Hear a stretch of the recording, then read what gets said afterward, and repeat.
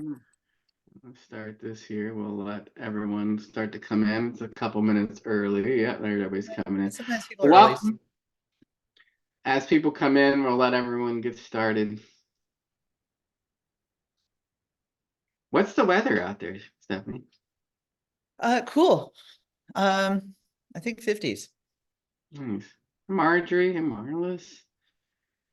Our version. Yeah, we are starting. This is our second wettest winter in the Maryland, DC, Virginia area.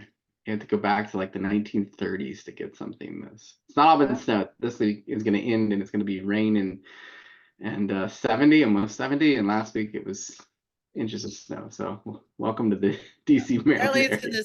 in the 70s in Orlando. Nice. I'm going to. Yeah, they've had the cold snap too. So we have a few people coming in. Hi, everybody. Well, if you get the chance, look up on the screen. We'd love to know from 2023 trends, what concerns you most to 2024 as folks come in? I'm curious to hear what everyone's challenges are, because we're going to try to cover. We had to narrow them down, didn't we, Stephanie? We really trimmed and did. cut. Ask anybody, and it's like if you ask 3 event organizers what their challenges are, you're going to get a gazillion answers. So trying to bring them down is good. Welcome everybody. We're super happy to have you. Thanks for taking time out of your busy day. We know it can be a challenge. Hey, Carol. It's fun to see people that I said it's time to catch up, and suddenly it's 2024, and so I try to touch base with folks in there. Seen a few familiar folks. Oh, look, we've got Marlis from our tweet chat days. Hey, Marlis, welcome. Yeah. Rich and I used to be part of something called Tweet Chat, which I actually started with 2 other people, Dana for duty and Tracy Brown. And we ran it for what, 12 years, I think, something insane. So was it Tuesdays? I'm trying to remember. And subject matter every week, but I still miss the sense of community. I know. Well, I think that's the other question. Yeah, what is the future of X? Oh, Marla says chat is disabled. Lauren said chat is disabled. Maybe Dara, you can help us out there. If not, use Q&A. Apologies. How long have we been using Zoom? You think we'd? Oh, chat says it's disabled. Yeah, okay, we'll get that working. That's disabled. Oh, yo. Expo chat. Yeah. What was it? Tuesday? 100%. What was it? Those were the days. That was fun. I hate to say I'm barely on Twitter anymore, or X or whatever it is. Tommy's here. Everybody should do their part for advocacy. Tommy, you'll be happy. Dari's here. She's not happy about the football results, but we do have a comment about ECA in here later, so you'll be proud, Tommy. Yes, of course we are. We know advocacy is huge. All right. Well, I know people are just starting to come in, and I'm going to get started because we've got a bunch of people will start, I know, funneling in over time here. Why don't we get started? If notice, we're working on the chat thing, Q&A. Let's see here. Yeah, association execs are still afraid to try new things. AI, new software, new marketing channel, time to test. Jeff, you're going to love what we have to say later. Thank you both for thanks. Expo chat time, I believe. Yeah. All right. Well, I'm going to get started. We'll work on, okay, looks like chat is up and working now. Thank you, Daria, who will be co-piloting this today with my host. So like I said, I'm going to get started. Feel free to chat as you think about what were those trends from 2023 and what concerns you the most about that. So a little bit of housekeeping, just a friendly reminder, this is the only time you'll hear me say this, but if you didn't know by now, A to Z Events is the leader in trade show and event management. We work to accelerate boost sales, boost revenue, and better engage attendees. We work with over 1,000 trade shows, conferences, associations, and independent show organizers across the globe. Many of you may not know, we also have an awesome registration solution, our registration technology, formerly called A to Z, from badge printing, attendance tracking, lead retrieval systems. And finally, we've got AMS's, Association Management Systems, from small clubs to large enterprise solutions. Women in Exhibition is a MemberClicks customer, a client of ours, so that's exciting. Job boards, learning management, community, and much more. So, all right, I'm going to get that out of the way and talk a little bit of housekeeping. You'll get a recording after this. So I know some folks take screenshots or whatever, or you want to send this on to your team. We will send out a recording. And for those of you who are joining us in the recording, welcome. Thanks for joining us after the fact. I find most of us are pretty Zoom adept at this point, but if you have issues, sometimes just logging out and logging back in will hopefully solve that. And finally, now that we have chat enabled, hopefully you can feel free to chat. The Q&A is open if you want to just ask us there. But Stephanie and I are going to try to make this interactive. As we were saying, as we were in a warm-up, we had to narrow this down to get this, because I know the both of us, we have differing viewpoints today. So that's the fun part. And we want you to input if you disagree with one of us, right? It's opinions. It's all opinions. And, I think personally for me, if you are watching sessions, we're so used to programming our events, we forget to put the highlights in and the confrontation or the disagreements or anything else. We want everything, and it's boring. Nobody just wants to hear stuff they agree with. Maybe they do, but really, we're trying to get you to think about things in a different way, perhaps. Right, and that's why I love when you join me, because we have often similar and sometimes differing points. But let me go ahead and introduce you to my friend here. Stephanie works with the exhibition organizers to internationalize their shows. So think about that, one expo at a time. She's a longtime global marketing partner at SNIEC, which is the Shanghai New International Expo Center in China. I have practiced that a couple times to make sure I got that correct. It's the only Western-owned and run venue in China. Her passion is facilitating successful partnerships between businesses. Specifically, she's adept at understanding and bridging both cultural and business-related differences. So we're going to talk a little bit about an international, but I will tell you, talk to Stephanie more. We'll give you lots of ways to connect with her, but really is an expert in internationalization. That is tough to say too. This is the cool thing too. She's a second generation former show organizer. She blogs for Exhibition World and is on the faculty of UFI's Exhibition Management School. She's a founding member of the Women in Exhibitions Network, North American chapter. So welcome, Stephanie. I know most everyone on you probably already knows you, but just in case.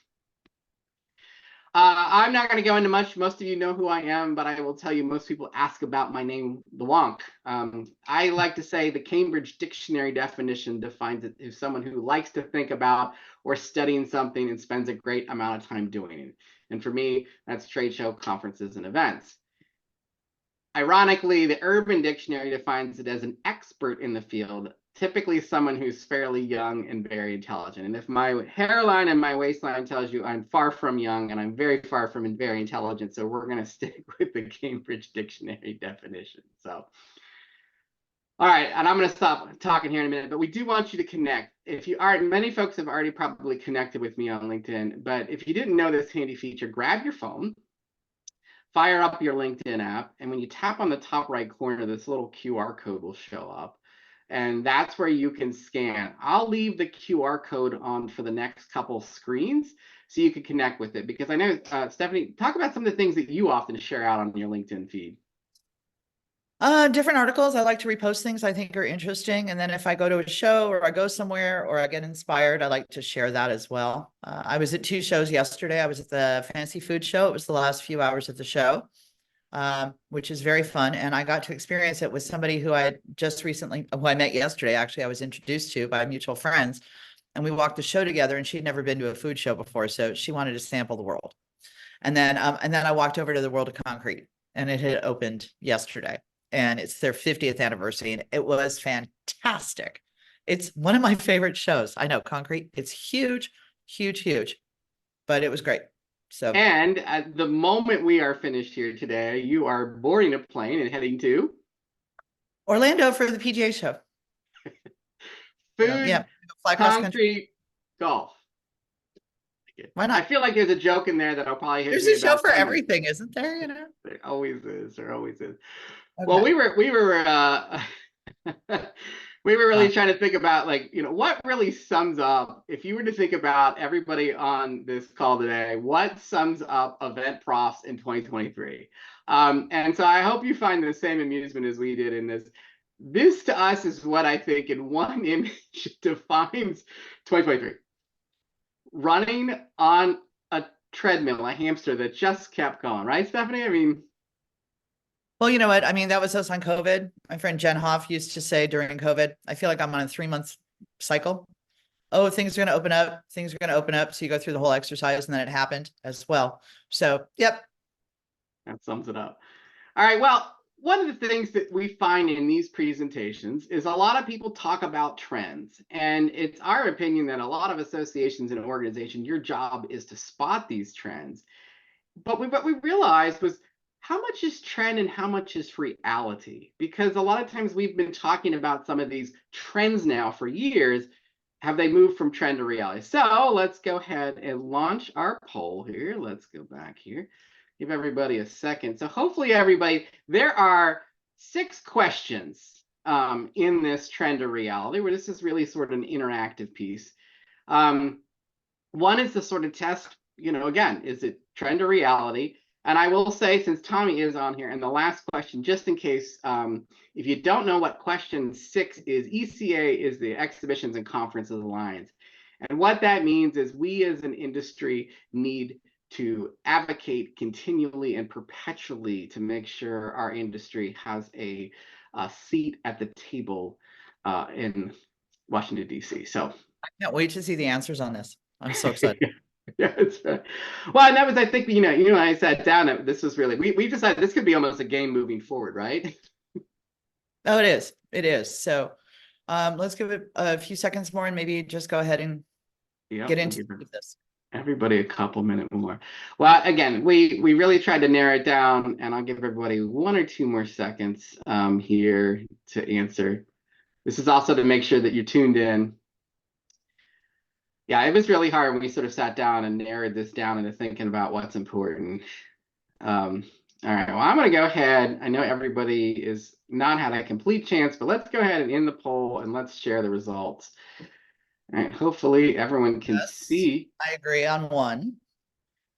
Okay, can everybody see? I have so many screens open. So yeah, it's a reality. Yeah, I mean, everybody is registering closer to the event. I think we wish it weren't a trend. Oh, we only didn't have that many people on the sustainability. A lot of people aren't sure. It's a reality, folks. It's happening all over the world. It's a big deal. We may not hear it here in the US, but everywhere else, it is a huge deal. You see so many more plant-based options, even in restaurants around the world, than I ever saw. I see more. The last time I was in the UK, there were more plant-based options in the UK than we have here in Vegas. I mean, it was crazy, or in California. So that was pretty insane. Data management. Okay. Yep. Reality. Yeah, interesting. DE&I. Wow. 50-50. We'll get into that a little bit, I think.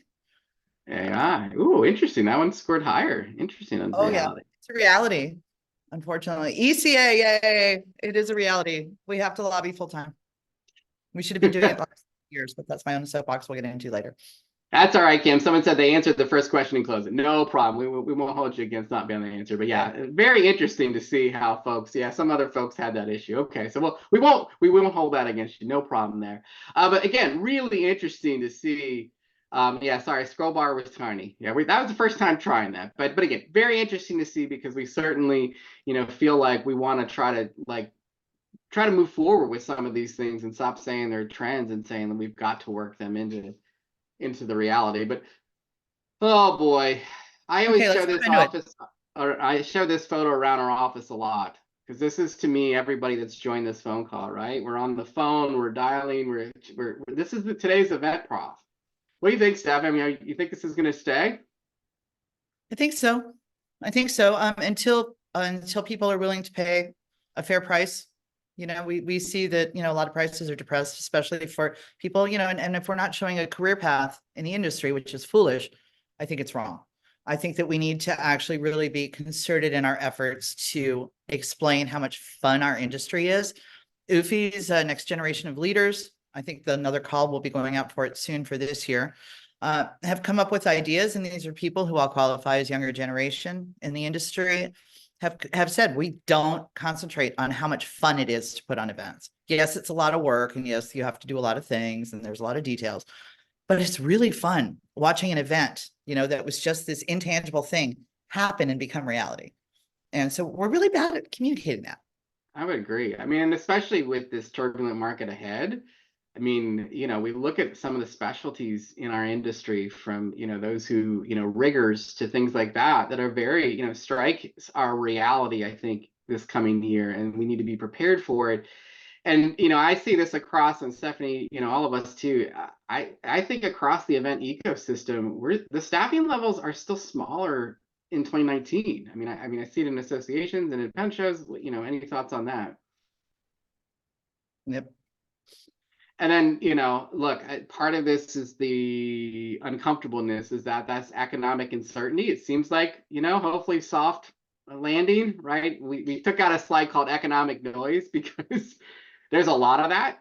Are we landing the plane softly? Maybe, but that uncertainty is, I think, creating, some of that understaffing and making sure Oh, that it's. Jim, I totally agree with your comment. If you're taking care of your people, it's like with restaurants, right? And the service industries, we've seen that, there's been a really slow uptake, and some have never gone back to their staffing levels. If you pay people a decent wage, you treat them as humans, you say thank you, you give them a path, and you're good to them, they will come and they will stay. So absolutely. Well, that led us sort of the next thought here. Do more, do less, do more with less. And I got to give credit. We renamed this slide. Stephanie, I'm going to give you the credit here because you were like, the budget is no, right? There was a podcast a few years ago by two young women, Elizabeth George and Katie Thompson, and their podcast was "The Budget Is No," about trade shows. And how many of us have heard that? Great idea. Oh, it won't work in the budget. And it's like, but this is a great experience. It's going to be wonderful, and we're going to be able to, if we can get it done the first time, I bet we can sponsor it. And management will come back with, well, if you can't get it sponsored, we're not doing it. And I think that maybe organizers need to start taking a little bit of that budget, maybe 5%, and devoting it to new things and trying new things. And if they fail, they fail. What did we learn? How can we improve it? Can we tweak it? Should we do something else next year? IMEX is a prime example of that.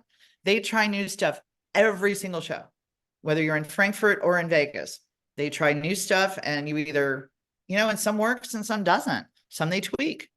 But if you don't try, you don't get. And nobody wants to go to the same thing every single year in the same thing. It's boring. Well, I'm hoping too. It feels like, prices continue to rise, inflation is easing, but this seller's market is tough. I mean, we're seeing it in venues and hotels and food costs. And I know, I feel like the levers are starting, or hotels and venues and a lot of these places are trying to make up for lost time and lost revenue. And now we're starting to feel the punch on it. So that is where, Stephanie, to your point, where can we spend? Jeff said, 5% of the budget, even start small. If it works, go bigger next year. But that's where you got to sit down and understand what those costs are and what's negotiable. What can be cut, Stephanie, without impacting our experiences. That's key this year. That is key. And instead of looking like, okay, we're going to have a fabulous session on the show floor. Oh, well, the budget just got cut, so we're not going to put a banner over the stage. We've got it staging, we've got AV, we've got somebody scanning, we've spent all this money, and then we're not going to finish the piece. So really, where is it that you can cut that's going to be meaning that it's not going to be noticed? And if you don't think people notice, you're wrong. You're living in a different world. So be strategic about it and really think about it.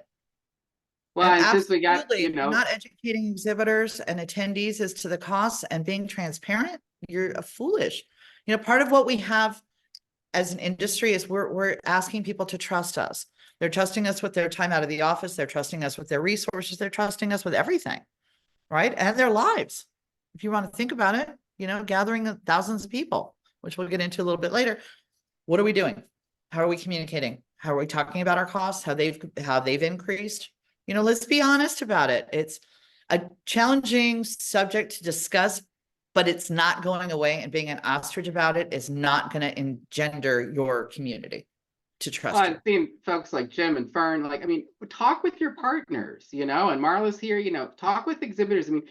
oftentimes, we just don't have that conversation. And when we work with our partners and then we educate, I mean, I think I would do a plug for the webinar we did recently where we brought on exhibitors from small 10 by 10s up to big booths. And they all talked about how hard it is. And oh God, I'm pulling the carpet up here. I'm pulling the curtain up a little on later slides, but how hard we make it. And we don't educate them where the costs are or where they can save their costs. And that's on us as organizers to say, hey, we need to educate you. So, and again, I see Carol commented too, like in the process of reimagining for 2025 to include experimental elements. And I know that's hard when you have a board, right, Carol? So, all right, let's see here. This is one of my favorite slides because I really feel like there's a story coming up, but man, I think we've taken it for granted, our customers in this business. Or members of your association. Members, yeah.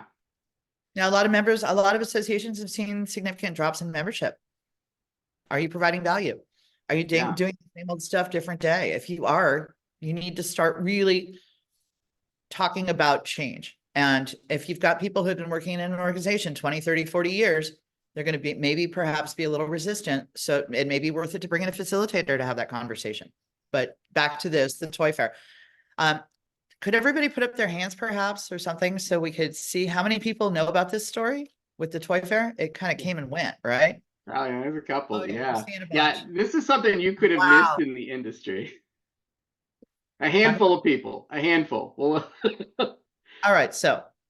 Well, yeah, so here Toy Fair announces big deal. We're leaving New York. We're coming to New Orleans. New Orleans and Company is out, just about having a parade float for Toy Fair, right? Notice the date, October 2nd.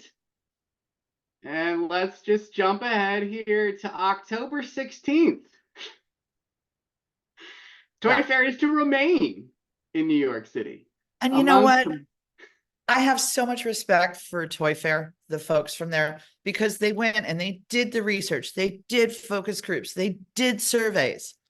And they didn't do this lightly. I mean, they had been in New York City since what, 1916? Did that say it started? Through recessions and depressions and everything else. And they really, really connected with their community. And then as soon as they announced the change, everybody lost their minds. And when we say lost their minds, the association quickly reversed course when faced with overwhelming community outrage. Not upset, not disappointment, outrage. So again, it's super important to be out there talking to people and, listen to your customer service folks, listen to the people that are connecting with your membership and your exhibitors and sponsors on a daily basis. Let some of those things come up instead of just go down, because these are the people that are having the real conversations on a daily basis. Don't poo-poo what they're saying. If they say we're seeing a trend or we're seeing a thing or we're seeing a need or people are upset about something, listen and adjust. And also, I get a million communications from a lot of different shows and organizations. If there's an issue that's come up, address it head on. People will appreciate it and it will deepen the respect that you have within your community. We've heard you. This is what we're going to do. Yeah. I mean, we all know the cost of moving from New Orleans back to New York was probably not inexpensive. There were probably some commas involved. I have a feeling. What'd you say, Stephanie? I missed it. Sorry. There were some commas involved. Oh my God. Okay, that's what I thought you said. I just want to clarify that you said commas. All right.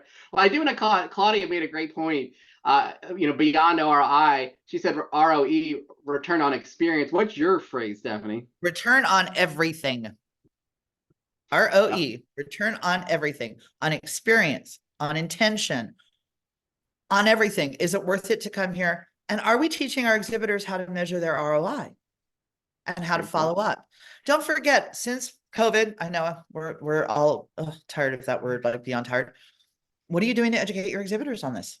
How are you teaching all the new people that are in positions that have never been to your show?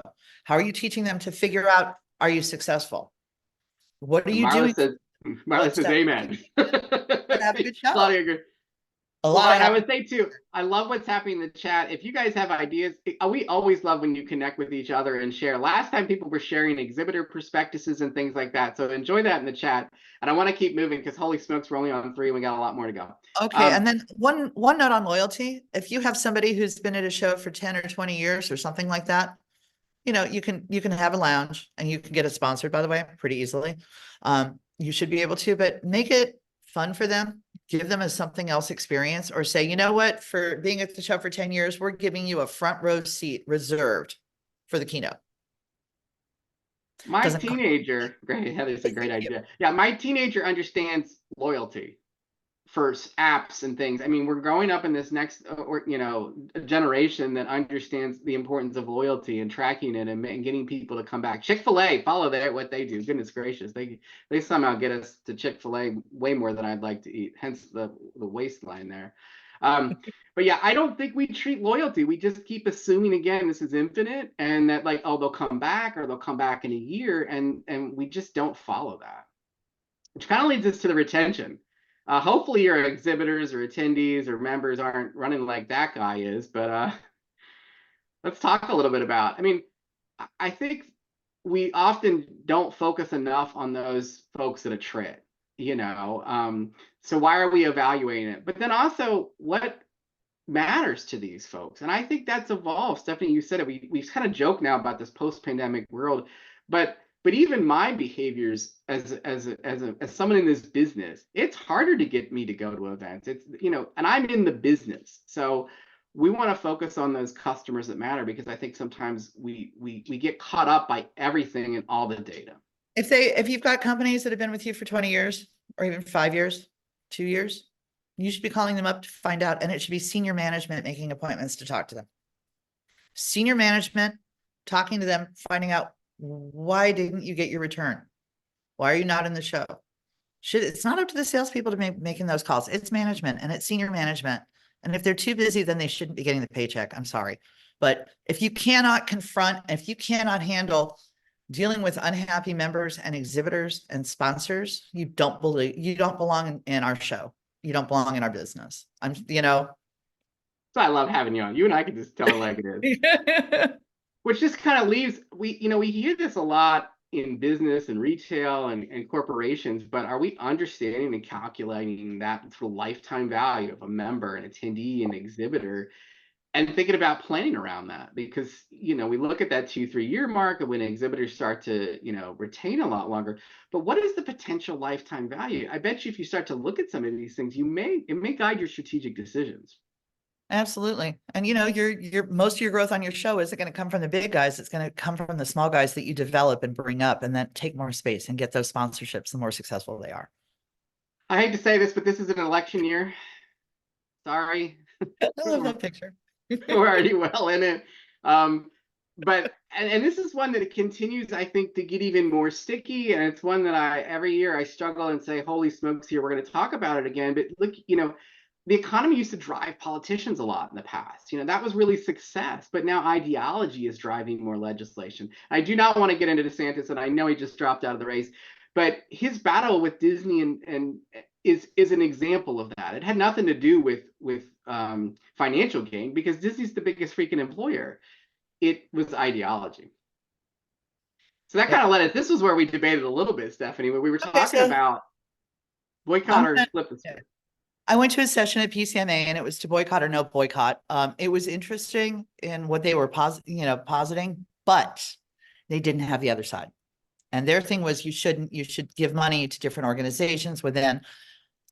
I'm kind of a little bit on the other side, in that these are the voters, the people making money off of our events when we go to cities and states are the voters in those cities and states. And sometimes harsh economic reality will change. So it's a question of, what do you feel better about? What is your organization? Or if you have like a lot of medical folks, right? Some cities are, some states, those doctors go and they could be arrested and go to jail with current laws. So you really do have to pay attention, and it's within your own reality and how you feel. I just feel like economic impact, that's why boycotts sometimes work. They don't always work, but sometimes they do. And it's controversial, which is why we brought it up, but it's true. I mean, Rich, you think a little differently, I think. Perhaps. Yeah, I mean, I like the concept. Yeah, I'd love to hear. Tommy, the conversation is evolving from canceling moving booked events to RFP site selection. Yeah, I mean, I think that sort of leads to this last one. How are you considering in your contracting clause, we had Mark Reusner back on the day. He'll tell you, when you consult somebody that understands the industry, he's been telling us for a while. But again, I think there's also that shift. I've seen recently a couple CVBs say, look, this is your chance for your organization to make a stance, to make a point, to go lobby. So I'd love to hear, and I'm going to keep this moving, Stephanie, because we're going to run out of time before we know it. I'd love to hear your feedback in the chat, where you're dealing with those, because I think more and more there are things that we didn't think were issues. I had a friend who runs an event, and there was an exhibitor that a lot of the attendees did not like their policy on certain things, and people started pulling out, and other exhibitors got upset over a policy in terms of their web services terms. So, I think we're just a little surprised now with some of these things. So this is how I feel most days. YOLO and FOMO. For those of you who are not as much familiar, YOLO is you only live once, and FOMO is fear of missing out. But YOLO, let's call it what it is here, is up in 2023, 19%. So think Taylor Swift tickets or U2 at the Sphere. How much of those is running out at the Sphere? 700. Oh, so 500 above. Amazing. It's an amazing building. If you haven't been, then there is definitely that experience. And it's just, I've seen thousands of concerts. I worked in concert production when I was younger, and literally it's a completely different ball of wax. I've seen the movie there. I did go to U2. I bought tickets when they went on sale. They were the most expensive tickets I've ever bought in my life. I took my best friend. She had a birthday that ended in a 0. Unbelievable. But, again, what are you guys offering that's going to really bring people in? And you don't have to offer it to everybody. You don't have to offer the same experience to everyone. You can have macro and micro. You always say it. What do we need to do? Bring the show business back, right? Oh, yeah. Bring the show back. Bring it back. Make it fun. Help your exhibitors make it fun. It's not all on you. I was at World of Concrete this week, yesterday. Oh my God, people were so excited. It's insane. It's insane how excited. I took pictures of exhibitors doing educational sessions in their booths, and they were packed. Help them out. So think about that. YOLO and FOMO. Are you dialing into opportunities to get people off the couch watching Netflix? Yes, we still do that. Are you offering those experiences? But Stephanie, you and I had a long conversation about this, but I think we get caught up in like YOLO and FOMO, but can create activations that still don't deliver, right? Oh, absolutely. I was at CES, and Julius Solaris, in his post today, he did a review of CES. The company that he mentioned had a lot of really cool things. I couldn't even remember the company name. So here's my litmus test, and it's in my upcoming blog for Exhibition World. I think it'll be out beginning of next month. Here's the activation test. This is it. This is completely it. Can you remember 10 minutes after you've experienced it, the company name and what they produce? Can you remember it an hour later? Can you remember it a day later? If that doesn't happen, it's a failed activation, period. So work with your exhibitors. Work with your exhibitors and sponsors and your teammates.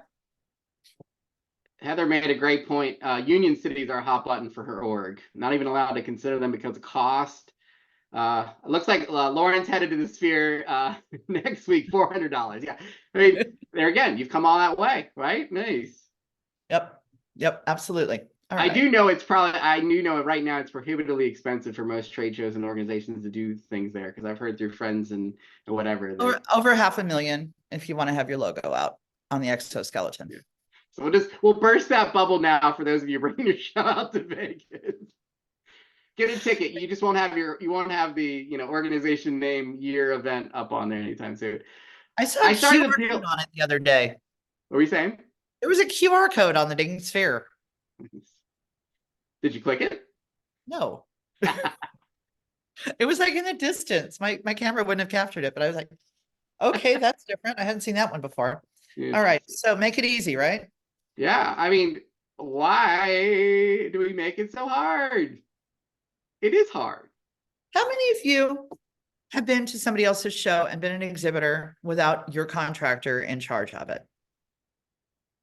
How many of you have tried to fill out the forms on your own website, or asked one of your friends to do it with the option of buying them cocktails or dinner, depending on what you're asking them to do? If you haven't, you should. It's a great investment of a couple $100 because I have a CEM. I teach stuff. I can't fill them out half the time or figure out what the hell's going on. Why are we making it so hard? Heather, excellent. Yeah, I usually this is my my poor mother gets the joke. This is usually I always want to loan out my mom, and as smart as she is, like, can my mom fill it out? Can my mom find it? Can she fill it out? And I see lots of thumbs up going, yeah. Gets her husband to do it. But that's figure it. a third of the people are new. What are you doing to help them? Why are we doing it? Are you doing things and streamlining them because the processes make it easier for you to produce the event, but make it harder on the attendee and the exhibitor and put it on them? If that is, you need to reverse it. You need to simplify things. It's hard. It's hard. And if you don't believe me, go randomly sign up for something, talk to a friend who's got a different show and go play on theirs. That's all I'm saying. That's our motto, Heather said, for 2024, simplify. That I will also say, I will appreciate that. That's one of our values here at Personify is simplify. And I have a flag here. That's, I'm always waving it as a reminder. Well, all right, so make it easy, but please, please, please make it fun. Oh my God. Oh, you kill me sometimes. I want to know who those people are. Those people are having fun. I want to go play with them. Food, activities, we all want to have fun. There again, YOLO, FOMO, what's going to get me to come? And I think we sometimes just take for granted that everyone's going to come and just rinse and repeat. How can we surprise and delight? How can you surprise and delight people? Yeah. Totally agree. Years ago when we were doing trade shows in Mexico, 10th anniversary of the show, we actually, before the show opened, the morning before the show opened, magically, flower arrangements with thank you notes, handwritten thank you notes appeared in everybody who had been in all the shows. You've never seen people so excited in their lives. I mean, it was a big deal.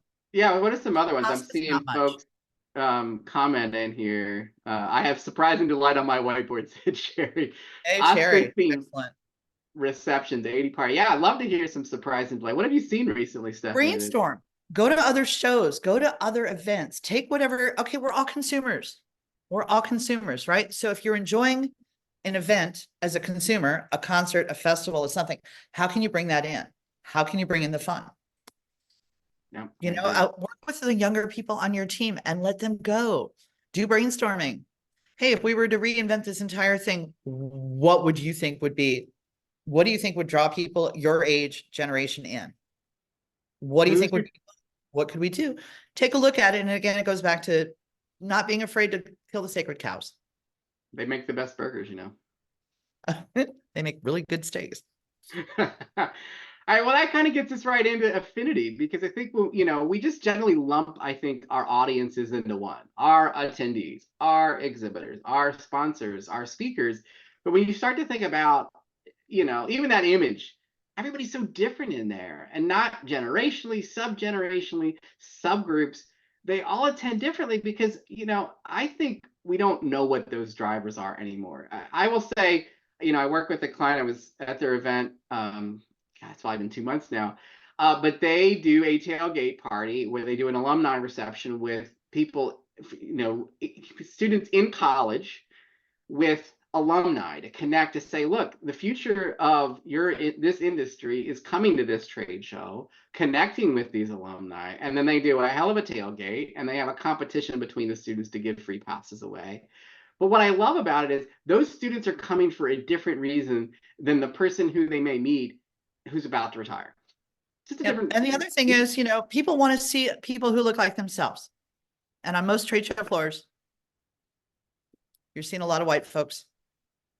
You're not seeing a lot. I went to, and people within organizations want to see people who look like themselves.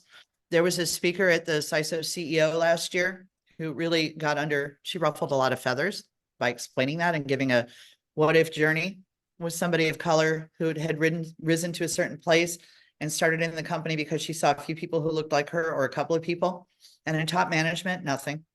So again, you want to look at how can we bring those folks in? Who can we partner with, right? Who can we partner with? The most diverse audience I've seen at a trade show in the United States in the last few years is at MJ BizCon. It's the weed industry. It's the cannabis industry. My friends from Emerald, who paid $120 million for the show. And the media company along with it would want me to just say cannabis, not weed. But the most diverse group of people, it was fabulous. Just to wander around and people watch, it was amazing. But there was so much money and commerce going on and so many engagements. It was fabulous. So see what you can do. Who can you partner with to start bringing in folks that look different than you do? Well, a lot of great areas to start with that is data storytelling. I think you said, Stephanie, the data's your friend, not your enemy. Like, we have a ton of data. Like, why are we not using it? Because that's where some of these stories are going to come into play. What is it telling you? What is it not? What questions do you need answered? And I think that's a challenge when we see, I think shows collect more data than they know what to do with. And but it's good questions in, good questions out. You got to ask better questions. One of my friends from the International Surfaces event that just opened this morning, actually here again in Las Vegas. It's a great show. It's flooring. One of the things was a lot of people wanted to hit installers, and they're like, why aren't we seeing more? That number should be much higher at our show. Well, because some of them identified as retailers. So she started asking, what's your secondary? And that's when the installer came up and the numbers jumped. So because you go to a Home Depot or somewhere and it's like, oh yeah, we can install that flooring for you, right? But if you ask them what they do, they're retailers. But if you do the secondary, so it's a really good idea. If you're not seeing certain sectors that you think should be represented in a higher way, think about asking, what's your secondary? It's an easy way to get more data. Well, and I'll say I don't want to again pull up the curtain too much, but we're going to talk a little bit about AI. But that's some of the power of when you look at like a lot of this data that I see value in, and we're going to cover more of that throughout the year. But is analyzing that and in more ways than way smarter people than me can do. Now AI is jumping in and looking at some of those things and telling you those trends. Because like, again, if you have a C-level offerings and none of them go, it's time to revamp it. Or do you even know that? Are you even looking down into session data and seeing, great, we say this is for this audience. Are they actually attending? Yeah. Are you following the journey? Sometimes people say, oh, I'm really interested in this. But then when you look, they're following a whole different journey. Are you using personas in the right way? What are you doing? Which leads us into smart marketing. What are you doing? Are you creating hey, how do you self-identify? And then as a result, you can collect their data and give them, well, then here's a number of exhibitors that you would want to see at our show. And here's some sessions you want to go to as a little add-on and make a little more revenue for your paid education. Well, I think that's it. I would say there's a big shift in, we talk a lot about the products or services or innovation, and we know that's why attendees often go to see new products, right? To see innovation. It's the number one But reason. but are we leveraging that content? We generate more content as an industry that I think we often just leave on the floor or leave in a session room. It's wasted content, right?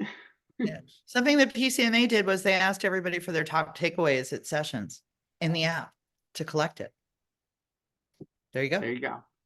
Repurpose it. Tell the story. Stephanie, you and I talked a lot about this, but I feel like that's what we do. We push marketing, right? We're constantly pushing out marketing. But can we entice them in some other way? There's a couple of shows that are death by email. Too many are death by email. How else are you integrating things? Are you bringing in the influencers and using them? Your databases hold more people that don't go to your show than come to your show. You need to find out why and what do they want? What are they interested in? And maybe, get a third party involved to really get in and do some deep dives on that. Or maybe find a fractional data scientist to comb through your database and help you figure it out. It's an investment. Data is an investment. Good stuff in, good stuff out. Bad stuff in, bad stuff out. Well, speaking of bad stuff, I think this has evolved. It used to be risk. It used to be emergency planning. Now it's risk, security, and disruption, right? I mean, I think we really looked at it as an industry, oh, there's an active shooter or there's a hurricane, these sort of very episodic events, but now it's data security, privacy, protesters, interruption, risk assessment is now far more significant. Is your Wi-Fi network secure? Are your audience? Yeah, exactly. I think most of us could set up a Wi-Fi spot at a trade show, name it the trade show, and probably collect as much data as we would ever need. That. And I will say, in general, I think we're not thinking too about educating our attendees and our exhibitors because many times, why hack into someone's system when you can know that every type of person of this industry is going to be at one place for a couple days, probably have a couple of cocktails, and maybe at a hotel bar. There's how you compromise security at your event. And then lastly, this past year we saw, RIMS had an active shooter situation. Wait, why don't you explain who RIMS are for people who don't know? Yeah. For those of you who may not know, it's risk management. These are the people that understand risk. And so they had an active shooter plan, but they didn't have an active shooter plan for something outside of the convention center. So imagine, again, we all planned like what happens at the convention center. Well, they were in Atlanta. An active shooter occurred within a reasonable distance of the convention center, and the city goes on lockdown. Well, none of their plans were about locking. Oops. Oh, sorry. Oh boy, you got all happy there. Whoa, sorry. I leaned on my keyboard there. Sorry about that, folks. You're back. See, risk. Somebody took over my computer. Probably what happened there. Yeah, Marlon did a podcast episode with Gary from RIMS. I mean, so here again, the plan, normally is like, how do we manage our group in this space? But now, how do we keep our group in? ACOG had someone go up, an attendee, and go slap a speaker. These are the types of these are the types of things that are starting to impact. It's not these traditional scenarios that we've built on. I mean, Vegas, and you and I have been talking about what F1's done to the city. I mean, there's a lot going on. Yeah, we'll just say that it's probably the most unpopular event ever held in Las Vegas. Sorry, LVCVA. Yeah, I mean, it looks like it just posted, an unfortunate story, a tech CEO died on stage in an accident in a corporate event. Yeah, I mean, these are the things that I don't think we've traditionally thought about in our risk and security planning. So, all right, we are going to head into the next section. So I'm going to post up a poll. We would love to know, we've been teeing up AI, and it's okay. I think most people are not that far in the spectrum, but we'd love to know from our audience of everyone who's still around here, how much are you using the daily AI? How about you, Stephanie? Where are you using it? I'll use it to see if I'm doing a proposal, if I'm missing any ideas, things that are basic. I'll use it sometimes to just play around. But one of the big things, of course, is if you're using it, if you're giving it out to the world, it's out. So you want to really watch what you're using and how you're using it. I know other people that are using it to analyze data. But again, it means you have to upload your data. And if it's proprietary, you don't want to necessarily do that. So what are our numbers there? What is all right, 0%. I'm still doing it all manually like a caveman. I love it. We had a little humor. Thank you for playing along. Just dipping my toes. I don't see the answers. Oh, sorry. I guess it helps if I share the results. There we go. No cyborgs. That's kind of good. Yeah. It's cool. Yeah, it's worth it. Go on to ChatGPT. It's not hard, and just play. Ask for. One of the fun things I do when I teach my my cross-channel marketing classes for UFI is we get on and play after we've been through a lot of stuff about what are personas, et cetera, and I have them do like the ice cream show, the ice cream expo. Give us some slogans. Give us who the exhibitors are. Give us who the visitor categories would be. So there's a lot of stuff that you can actually do, and it's fun to see, and you can also use some of it. Obviously, you got to pay attention to it because not all of it is good. Yeah, I'll say I would rather this image that she was at the desk and the computer was, I always think of someone that's sort of on the side helping.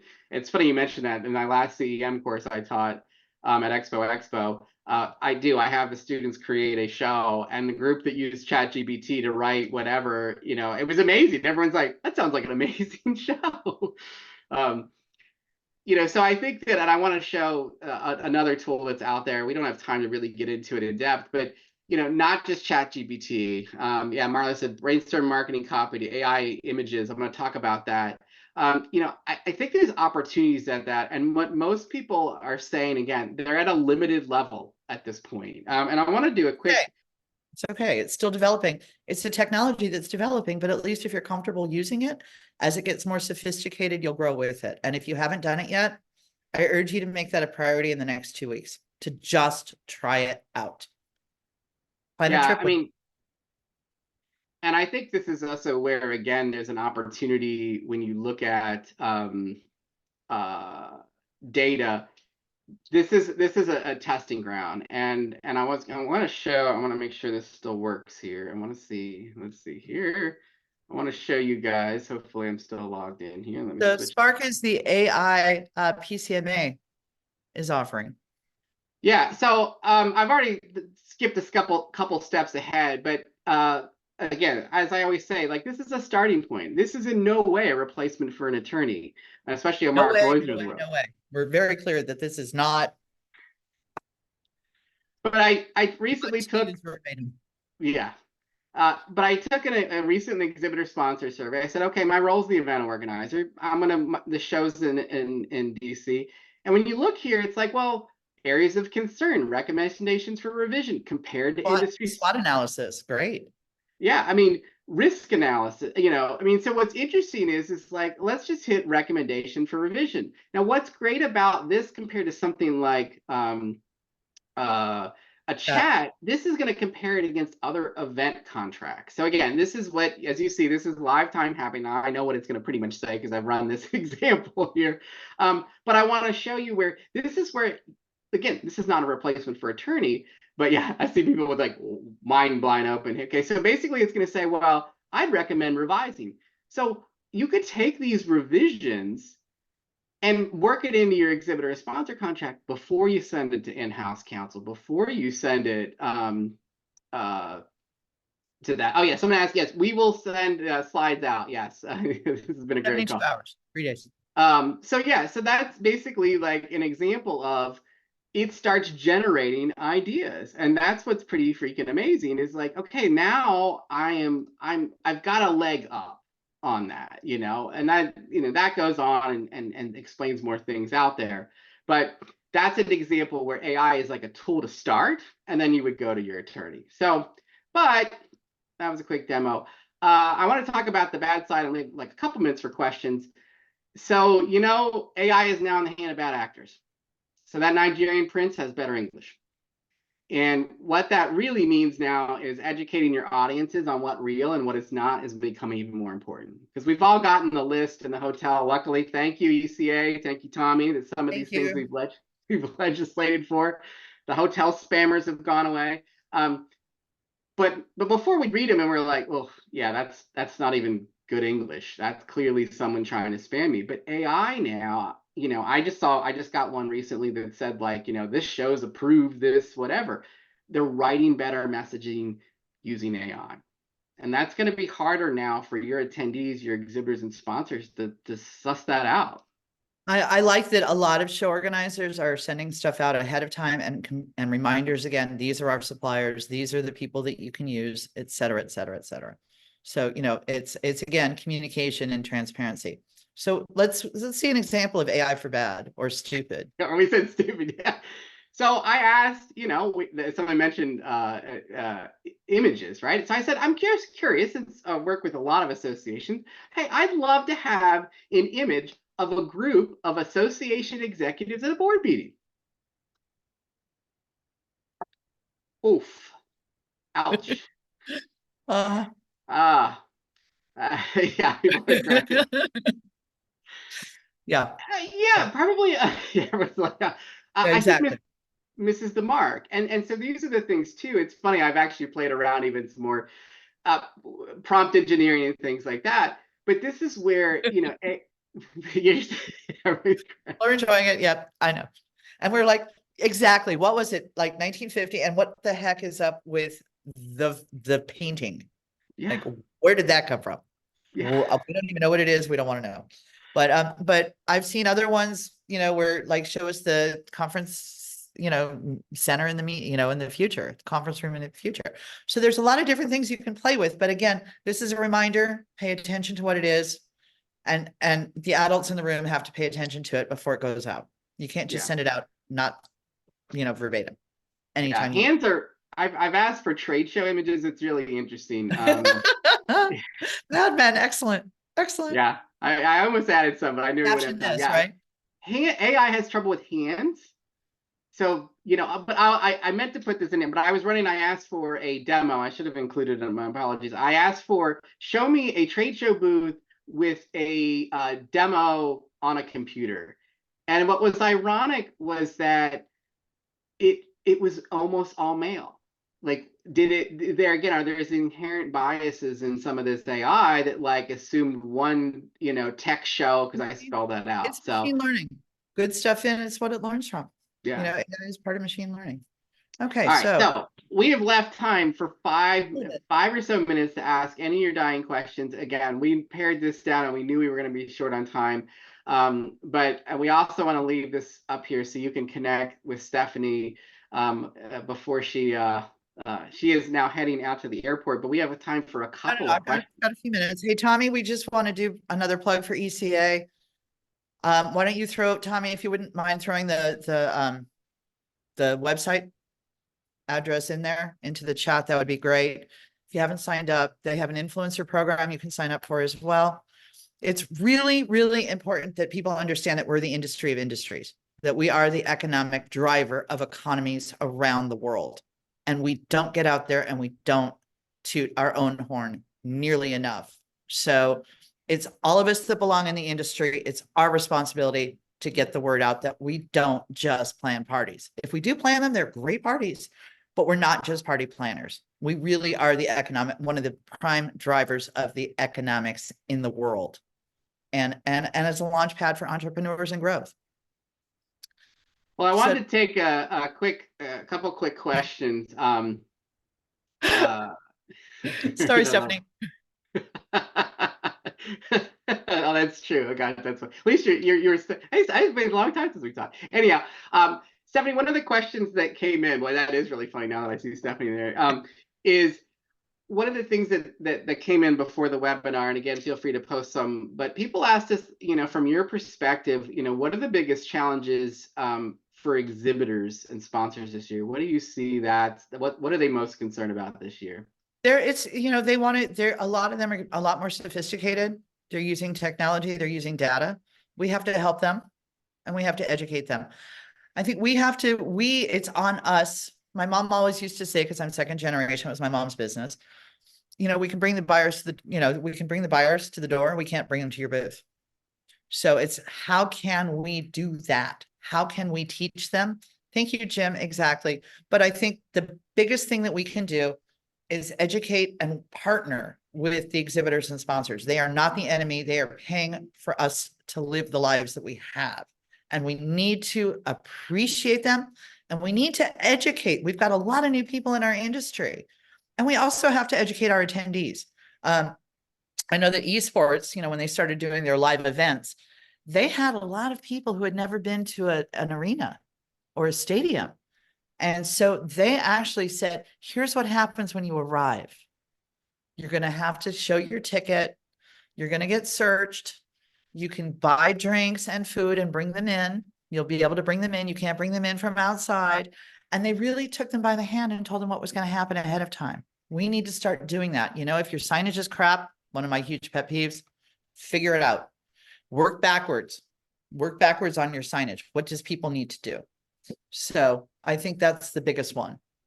I want to ask, Heather asked in the last couple of minutes here, a big challenge that I'm facing right now is around pricing and trying to find a balance between charging attendees and charging exhibitors. We do a host of buyer program, so don't want to drastically reduce attendee cost as the host of buyers attend for free, but find that balance and still make revenue goals is a challenge. I was talking with a friend of mine who has a show and what they've done with their hosted buyer instead is they're like, because a lot of people want to be able to use their own loyalty points and get their mileage on their airlines or whatever it is in the hotels.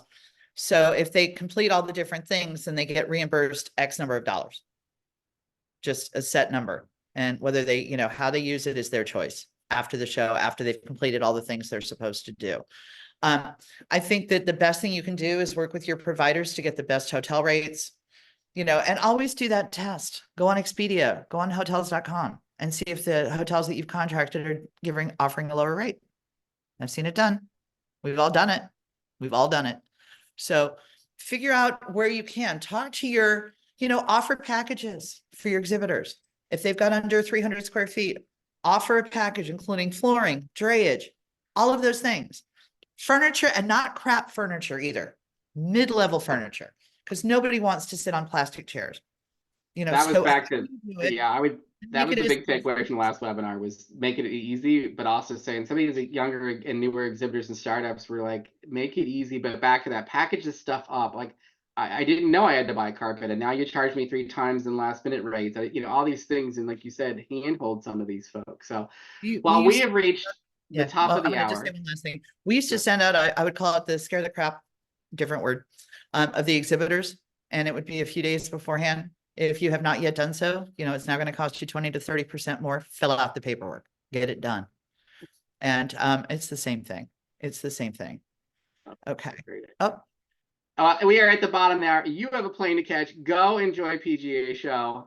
Thank you as always, Stephanie. I love our conversations. Like I said, we could have spent hours doing this today. So thank you. Thank you all for sticking with us. We really appreciate it. If you have questions, you can reach us wherever it is. Thanks to Daria. Thanks to Rich. Thanks to Personify for sponsoring and putting this together. And really, thank you all. We're all part of a fabulous industry. I wouldn't have a career anywhere else. Love it. And we'll end there. Safe travels, everybody. Stay in touch. Bye-bye.